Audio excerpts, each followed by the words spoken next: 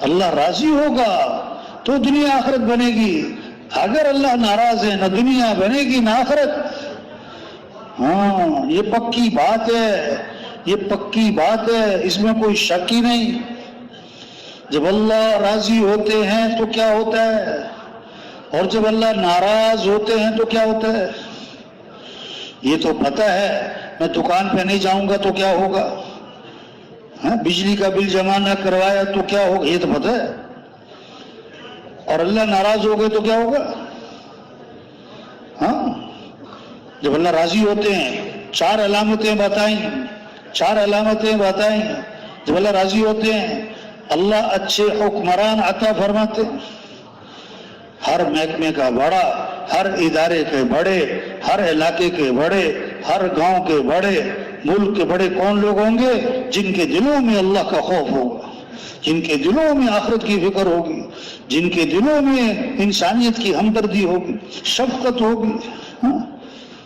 اچھے حکمران، اہل حکمران، جو اس کام کے اہل، اس عہدے کے اہل، جو صحیح فیصلے کریں گے۔ اور جب اللہ راضی ہوتے ہیں بارشیں وقت پر ہوتی ہیں، ضرورت کے مطابق ہوتی ہیں۔ اور جب اللہ راضی ہوتے ہیں تو مال سخیوں کے ہاتھ میں رہتا ہے، جو مال کو اس کے مصرف پہ خرچ کرتے ہیں، جو مال کو تلاش کرتے ہیں، کون غریب، کون یتیم، کون بیوہ، کون مسکین، کون ضرورت مند، کون بھوکا، کون مقروض، کون بیمار۔ جب اللہ راضی ہوتے ہیں تو مرد حکمران بنتے ہیں، مرد حاوی ہوتے ہیں۔ یہ چار علامتیں ہیں جب اللہ راضی ہوتے ہیں۔ اور اسی طرح جب اللہ ناراض ہو جاتے ہیں، جب اللہ ناراض ہو جاتے ہیں تو پھر کیا ہوتا ہے؟ نااہل حکمران مسلط ہوتے ہیں، جن کے دلوں میں کوئی اللہ کا خوف نہیں، کوئی آخرت کا ڈر نہیں، کوئی انسانیت کی ہمدردی نہیں، جن کے سامنے اپنی غرض، اپنی شہرت، اپنی واہ، اپنا پیٹ۔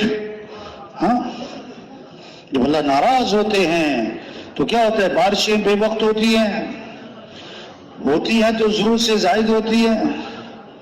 جب اللہ ناراض ہوتے ہیں مال بخیلوں کے ہاتھ میں، جو اپنی خواہشات پر، جو تقریبات پر، جو واہ کے لیے پتہ نہیں کتنا خرچ کر دیتے ہیں، صحیح مصرف پہ خرچ نہیں کرتے۔ جب اللہ ناراض ہوتے ہیں تو پھر عورتیں حکمران بنتی ہیں۔ تبلیغ محنت ہے کہ کیسے سب اللہ کو راضی کریں۔ ہم اللہ کے بندے ہیں، یہ زمین اللہ کی ہے جس زمین پر ہم چل رہے، یہ آسمان اللہ کا ہے جس آسمان کے نیچے ہم رہ رہے، یہ فضا ہوائیں اللہ کی ہیں جو ہم استعمال کر رہے۔